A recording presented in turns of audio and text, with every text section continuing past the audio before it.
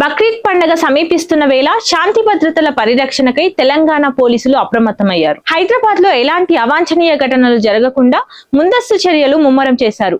ఇటీవల మెహదీపట్నం పరిధిలోని గుడిమల్కాపూర్ వద్ద పశువుల రవాణా విషయమై ఇరు వర్గాల మధ్య ఘర్షణ వాతావరణం చోటు చేసుకోవడం, లారీపై రాళ్ల దాడి జరగడం మనందరికీ తెలిసిన విషయమే. ఈ సమాచారం అందుకున్న నాంపల్లి ఎమ్మెల్యే మాజీద్ హుసేన్ తన అనుచరులతో అక్కడకు చేరుకోవడంతో ఉద్రిక్తతకు దారితీసింది. అయితే పోలీసులు సకాలంలో రంగంలోకి దిగి పరిస్థితిని అదుపులోకి తెచ్చారు.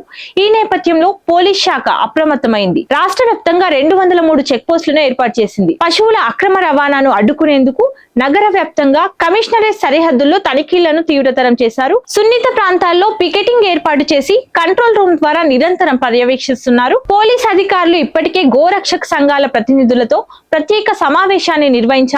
అక్రమ పశు రవాణాపై సమాచారం ఉంటే పోలీసులకు తెలపాలే తప్ప వాహనాలను వెంబడించడం, దాడులు చేయడం వంటి పనులు చేసి చట్టాన్ని చేతుల్లోకి తీసుకుంటే సహించేది లేదని స్పష్టం చేశారు.